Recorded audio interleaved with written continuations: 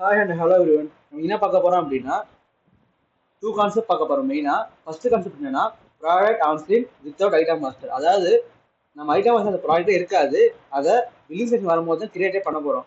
அதை எப்படி பண்ணி சொல்லி தர போறேன். ஃபர்ஸ்ட் நீங்க என்ன பண்ணணும் அப்படின்னா பில்லிங் போய்க்கோங்க.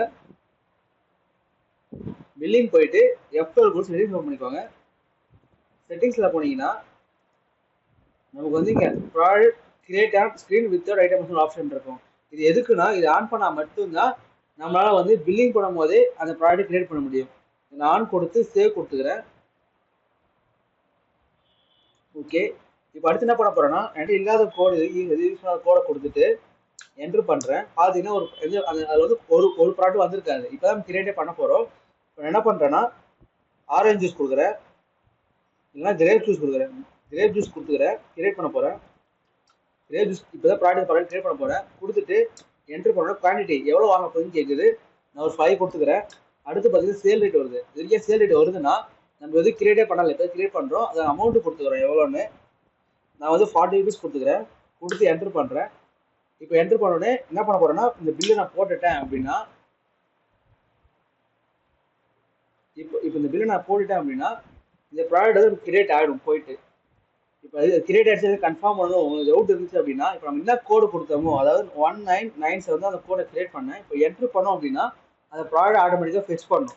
நான் என்ட்ரு பார்த்தீங்கன்னா கிரேப்ஸ் ஜூஸ் குவான்டிட்டி எவ்வளோ ரேட் எல்லாமே ஆட்டோமேட்டிக்காக வந்துருச்சு.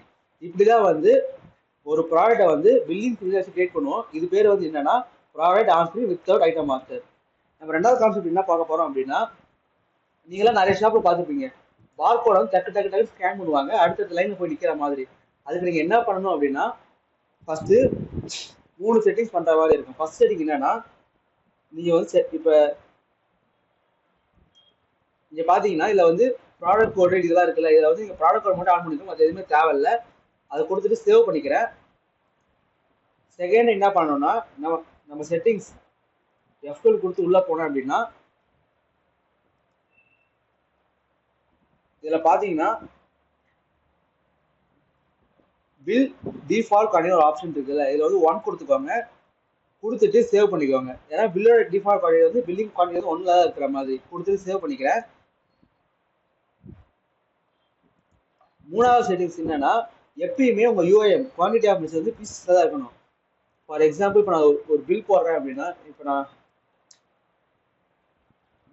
பிரெட் போடுறேன் என்ட்ரு பண்ண அடுத்த லைன் வந்து ஸ்கேன் பண்ணும்போது ஏன் வந்துருச்சு அப்படின்னா பீசஸ்ல இருக்கு, அடுத்த லைன் வந்துருச்சு. சப்போஸ் நீங்க வேற ஏதாவது கிலோ கணக்குல இருக்கிறத போட்டீங்க அப்படின்னா ஃபார் எக்ஸாம்பிள் நான் தால் போடுறேன், அந்த தால் வந்து கேஜி இப்போ என்ட்ரு பண்ண பார்த்தா அதுல போய் நின்றுடும். ஏன்னா வந்து கிலோ கணக்குல எப்பவுமே வாங்கினீங்கன்னா அது கிலோ அப்போ தான் என்ட்ரே பண்ணுவோம்.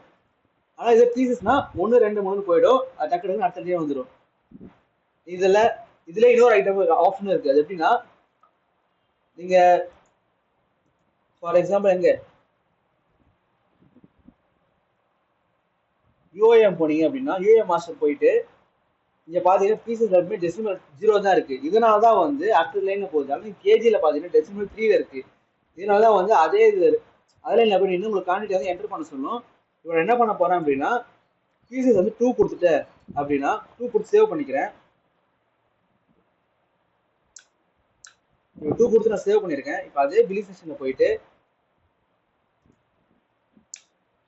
குவான்டிட்டி இல்லாத நிற்கும். ஏன் இந்த குவான்டிட்டியில நிக்குது அப்படின்னா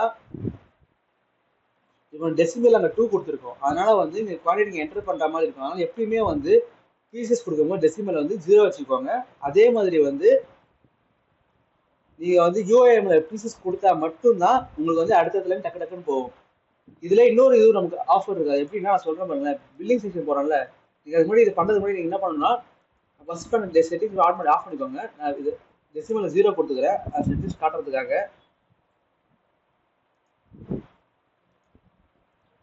இப்போ என்ன பண்ண போறேன் அப்படின்னா ப்ராடக்ட் வந்து அதே பிரெட்டை நான் என்டர் பண்றேன் அப்படின்னா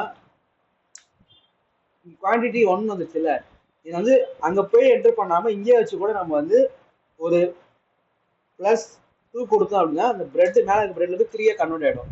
இது இப்படி கூட நம்ம வந்து பீசஸ் பண்ணிக்கலாம் டைரக்டா அங்க போய் எடிட் பண்ணாம. இப்படி பண்ணோம்னா அடுத்து ஸ்கேன் பண்ணி போகும்போது வந்து ஃபாஸ்டா இருக்கும்.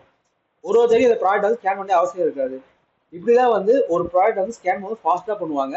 இதில் வந்து 3 செட்டிங்ஸ் நான் சொன்ன மாதிரி தான். ஃபஸ்ட்டு வந்து ப்ராடக்ட்டை வந்து ஆன் பண்ணிக்கணும். ரெண்டாவது வந்து குவான்டிட்டி வந்து எப்பயுமே 1ல் தான் இருக்கணும்.